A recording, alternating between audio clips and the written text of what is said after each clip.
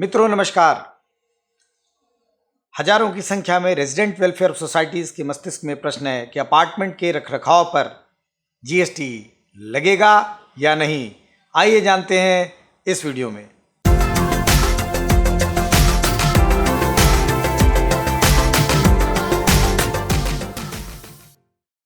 मित्रों, अपार्टमेंट के रखरखाव के लिए रेजिडेंट वेलफेयर सोसाइटीज का निर्माण किया जाता है। ये सोसाइटीज अपने सोसाइटी में रहने वाले सभी ऑक्यूपेंट से प्रति माह एक सुनिश्चित धनराशि किसी एक सुनिश्चित आधार पर चार्ज करती हैं। उसका एक बाकायदा रजिस्टर मेंटेन होता है। उस रजिस्टर में हर एक ऑक्यूपेंट्स, हर एक पर्सन की जो कि उस सोसाइटी का मेंबर होता है, उसने प्रति माह क्या मेंटेनेंस चार्जेस, रख रखाव के लिए क्या चार्जेस दिया है, उसका पूरा डिटेल होता है। चाहे वो स्क्वायर फीट के आधार पे होता है या रूम के आधार पे होता है, 2 BHK, 3 BHK, 4 BHK, इसके आधार पर निर्धारित होता है। जो भी वो प्रति माह रख रखाव के लिए एक निश्चित धनराशि देता है, उसका रजिस्टर मेंटेन होता है।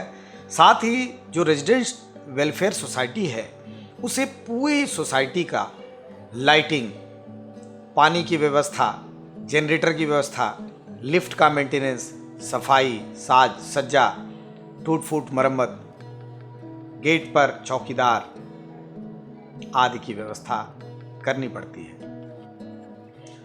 तो इन सारी चीजों पर क्या जीएसटी लग गया है? जी हाँ, जैसा कि जीएसटी में सप्लाई पर टैक्स है, तो यह माना गया है कि रेजिडेंट वेलफेयर सोसाइटी भी अपने मेंबर्स को सुविधा की सप्लाई दे रही हैं। अब ऐसे में यह जानना आवश्यक है कि कौन सी रेजिडेंट वेलफेयर सोसाइटी जीएसटी अपने मेंबर से चार्ज करेंगी और कौन नहीं।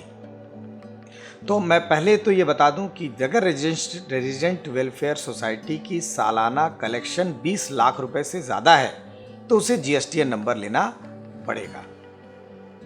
साथ ही यदि सोसाइटी अपने किसी भी मेंबर से 5,000 रुपए से ज़्यादा यदि मेंटेनेंस चार्ज ले रही है, जो कि सालाना सबका मिलाकर 20 लाख से ज़्यादा है, तो उसे भी जीएसटी में रजिस्ट्रेशन कराना पड़ेगा।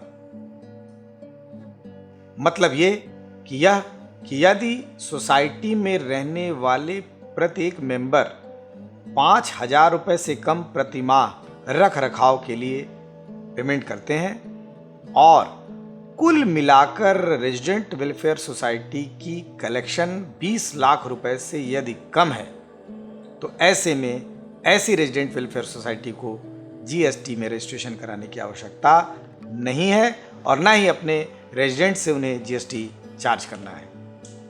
अब यदि आप की सोसाइटी में ऐसे ऑक्यूपेंट्स हैं जो आपको 5,000 रुपये या उससे ज़्यादा मेंटेनेंस चार्ज दे रहे हैं, या सोसाइटी की कुल आय कलेक्शन वेलफेयर सोसाइटी के रेजिडेंट से कुल मिलाकर 20 लाख रुपए से यदि ज़्यादा है, तो ऐसे में आप 18% की दर से जीएसटी चार्ज करेंगे। लेकिन ध्यान रहे, आपने रख रखाव के लिए जिन्हें भी पेमेंट किया है उनसे आप रसीद अवश्य प्राप्त करें।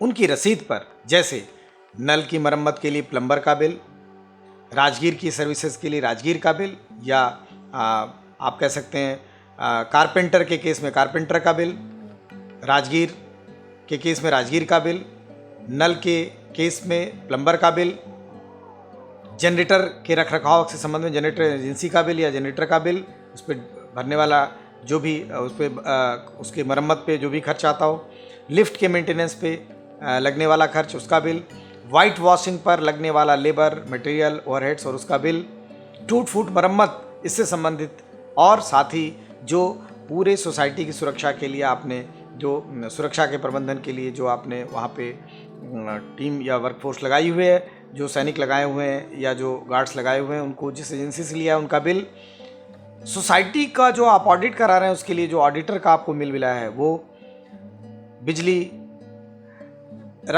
के रख रखाव, पोल, मरम्मत आदि आदि, इन सारी चीज़ों पर या आपने सालाना 1 या 2 बार अगर कोई पारिवारिक मिलन समारोह किया है और उसके लिए आपने किसी टेंट पंडाल कुर्सी वाले या खाने कैटरर वाले से आपने कोई कार्य कराया है और उसका बिल, उन सब बिलों का जो इनपुट है, उन सब बिलों पर जो आपने जीएसटी पे किया है, उसकी इनपुट टैक्स क्रेडिट आप अपनी अल्टीमेट टैक्स उत्तरदायिता निर्धारित करते समय घटा लेंगे।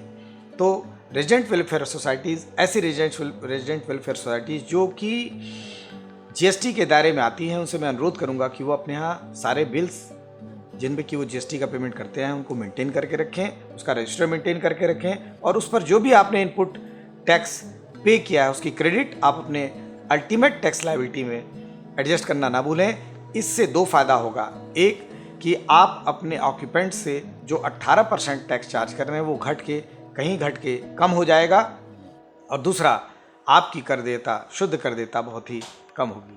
तो आज मैंने रेजिडेंट वेलफेयर सोसाइटी में अपार्टमेंट के रखरखाव के लिए जो खर्च आता है उस पर इनपुट टैक्स क्रेडिट कैसे ली जाए और अपार्टमेंट पे रहने वाले रिहायशी जितने भी लोग हैं उन पर जीएसटी लागू होगा कि नहीं, इसके बारे में जानकारी देने का प्रयास किया।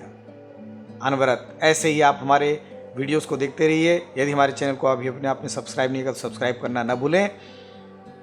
देखते रहिए ऐसे हमारे वीडियोस को आने वाले समय में, जो कि जीएसटी और आयकर पर आधारित हैं। आज के लिए इतना ही। धन्यवाद। नमस्कार।